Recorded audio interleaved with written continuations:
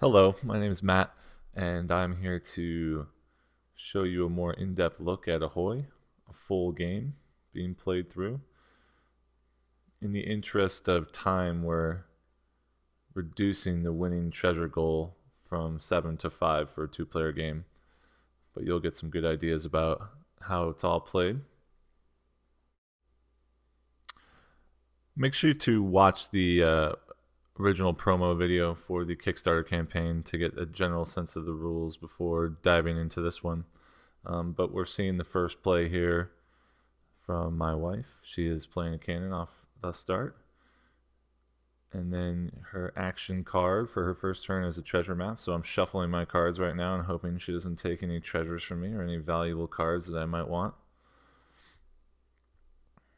So now she has one card more than 7 in her hand, so she'll be forced to discard, which she has. So she's decided to discard a maneuver, and I'm reconciling my hand back to 7 and then drawing one for the start of my turn.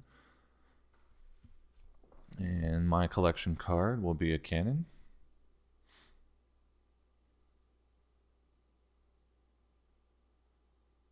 And I've passed the rest of my turn. So I called at the end of my turn, just after the cannon, which is fine. And there she goes again with another cannon.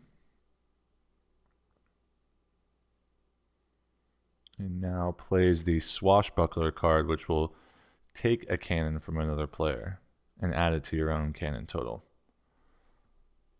A general strategy that you see a lot in Ahoy is people trying to develop some cannon defense prior to playing treasures down, although it's not necessarily always the best strategy, but it's a common one.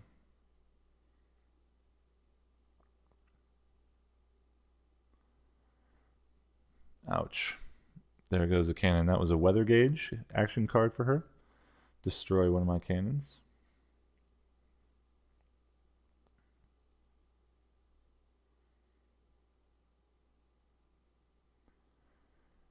And she's off to a good start. 5 cannons. The maximum number of cannons that you can have in Ahoy is 5. So she's at her maximum at a very, very early stage of the game, which is very good, which means that I'm going to be hesitant to play treasures down because I feel like I'll lose any subsequent battles without getting more cannons down beforehand.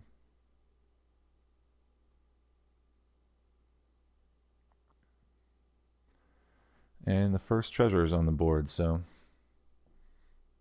oof. Another weather gauge. She's going for the throat.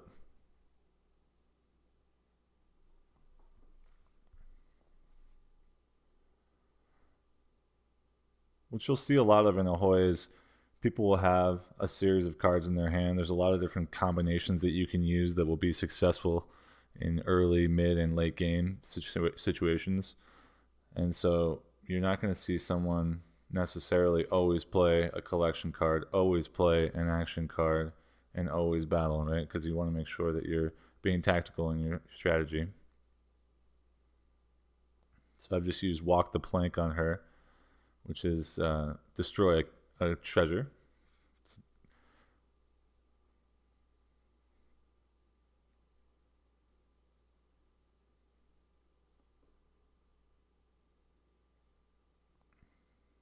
So she has just straight discarded that cannon. So she likes her hand.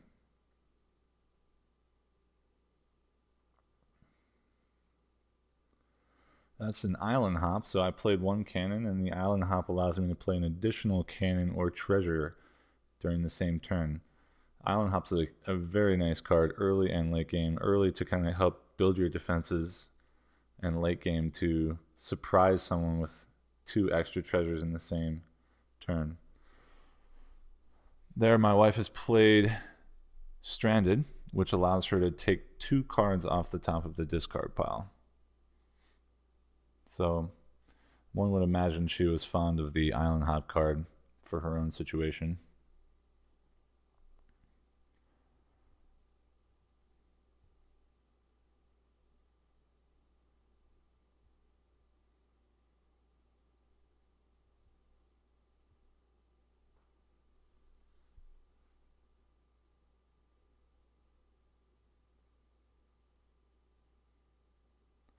So this is going to be our first battle of the game. So we both have 5 cannons. She has a treasure that I want. When you go into battle, both players play 1 card face down and then flip them over. So I played the black flag, which gives me +4 cannons up to 9. However, she played spyglass, which means that she completely evades battle. So she does not lose a treasure. Spyglass is perhaps the most important defensive card in the game. She has now decided to treasure map me on her turn.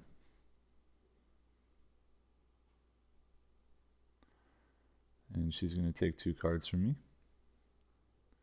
If she pulls a treasure here, she gets to play it instantly into play. Obviously, that did not happen. Now she is battling me, right back at me. 2 cards face down. I played a legend. She played a black flag. So she loses this battle. She will lose with a tie and or if the defender has more cannons. When you battle somebody and lose or win, you lose 1 cannon as a deterioration. The only time you do not lose a cannon in battle is if someone spyglasses you, like what happened in the first battle we just saw.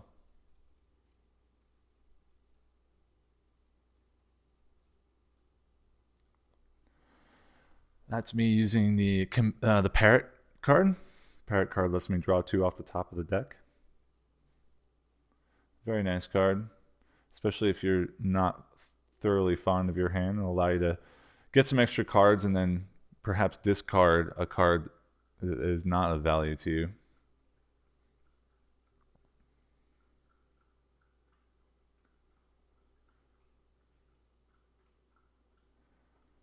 Walk the plank again. She's getting a little nervous. Since we're playing a 5, it can get a little dicey once people start having 2 or 3 treasures down. There's another battle again. She's attacking me. I played an armed and she played a black flag, so she is the winner. I was trying to call out a bluff on hers. Didn't quite work.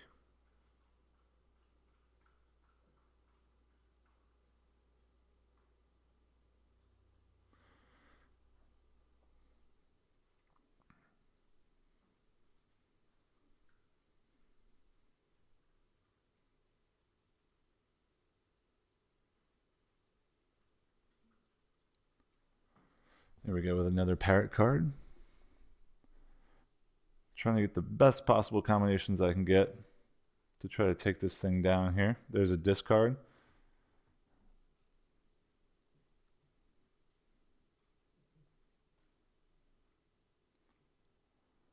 This is a very tight game so far. You're seeing a lot of back and forth. You see she's checking the discard pile to evaluate whether or not she wants to use a stranded, which would allow her to take 2 off the top of the discard pile. She decided against that, but she did tip to me that she has that in her hand, so now I know.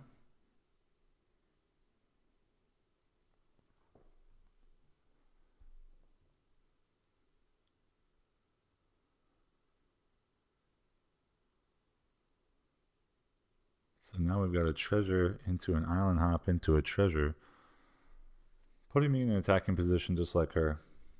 Theoretically, you could get 3 or even the absolute best case scenario 4 treasures on 1 turn.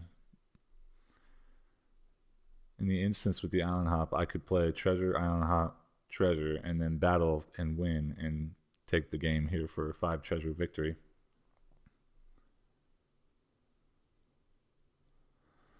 All right, she is stranded and she's liking those island hops. So she stranded another island hop. She takes 2 off the top of the discard pile.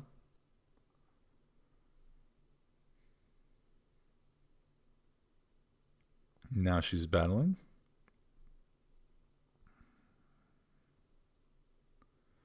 I've used a legend again to win another battle, so she loses a cannon. I've been fortunate clearly this game with some high quality battle cards. She is discarding back down to 7 cards there.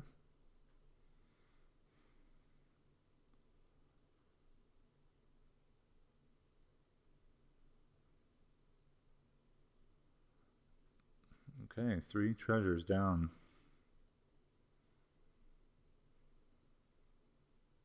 And I have passed through to, I've just ended my turn right there. All the turns are optional to allow you to evaluate your strategy, how you want to play the game.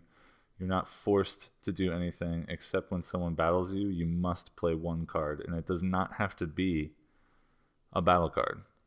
Like if you think that if you have 5 cannons and they have 1 and they challenge you, you can call out their bluff that they have a high battle card and just play a treasure down if you want to. Call out their bluff. Make them use their big cards.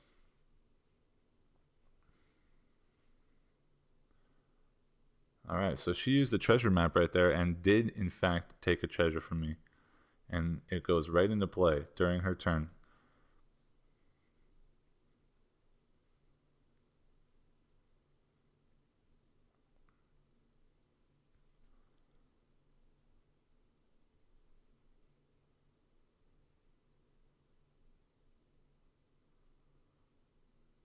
Walk the plank.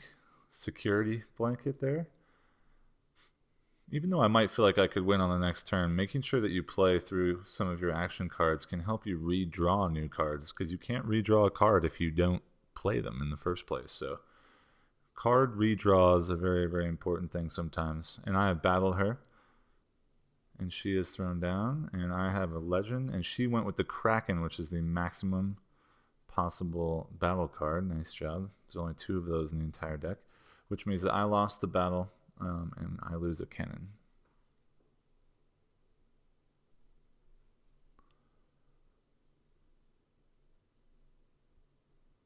Alright, she's got 3 treasures down as well. Very close game.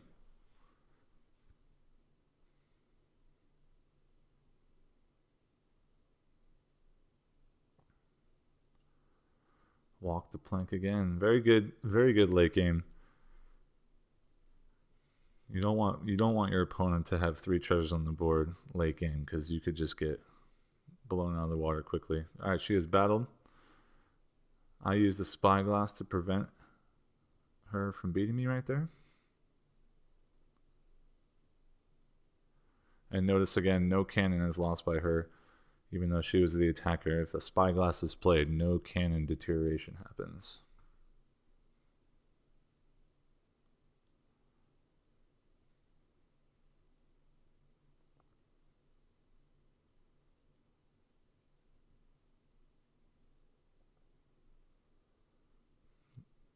Very clever on my part. A very good move, especially in 2-player games, is to use a stranded to pick up the spyglass that you just played on the previous turn to protect yourself. So now I have spyglass again as she tries to attack me. Very good combination right there in a 2-player game.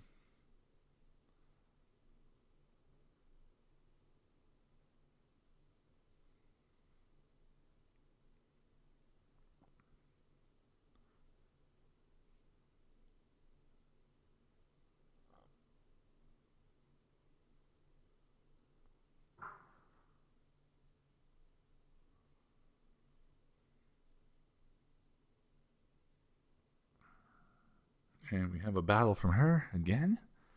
A lot of battles going on. That is actually a win for me. She was trying to sniff out my spyglass, and it didn't work. I managed to play a maneuver. She played an armed. What ended up being a tie. I think she was expecting me to play that spyglass that I had just recovered. So that is a huge moral victory for me in that instance, for sure. To not having used my spyglass on something that I could have beaten in the first place.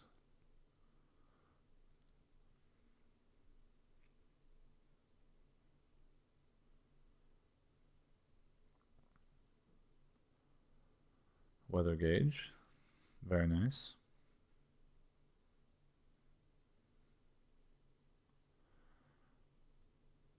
So I have declared battle. Black flag, spyglass. Once again.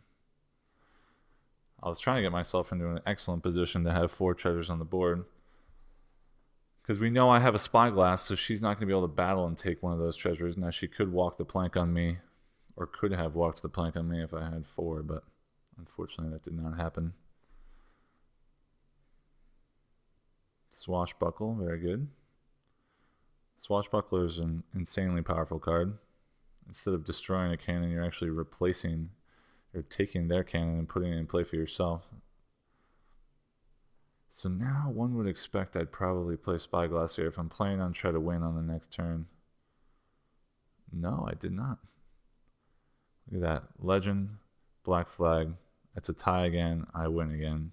Very close. I'm clearly getting some strong battle cards here to help save me. I've made some good decisions as far as playing the maneuver previously when she played an armed.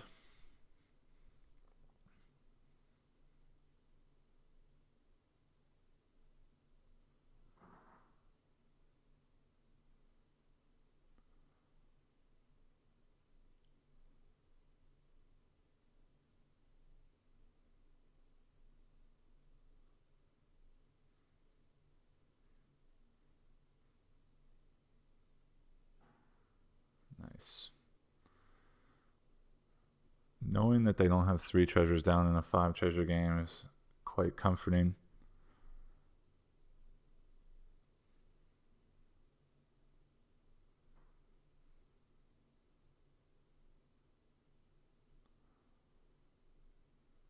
And I still have that Spyglass from earlier in the game.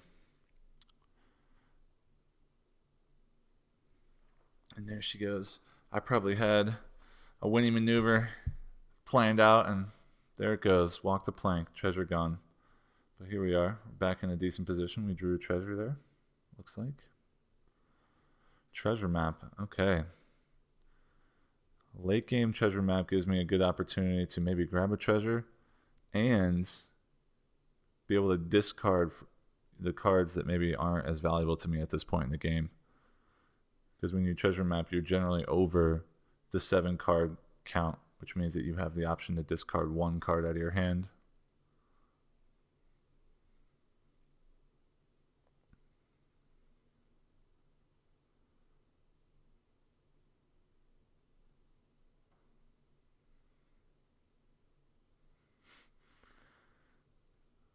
She's telling me she has a stranded again. And she goes parrot 2 off the top of the deck.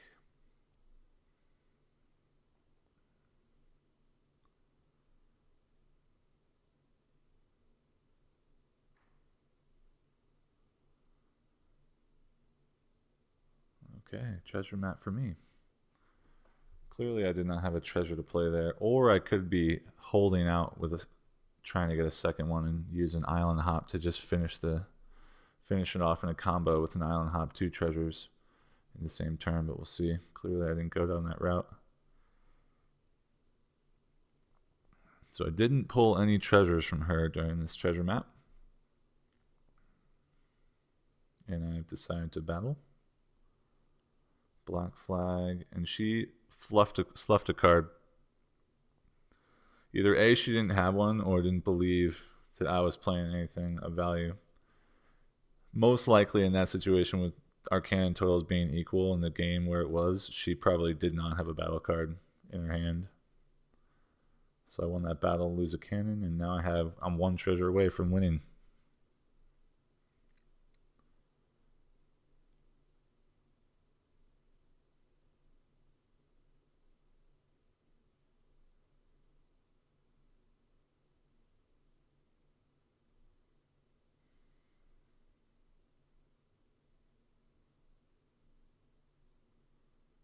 Another parrot from her. Draw 2 off the draw pile.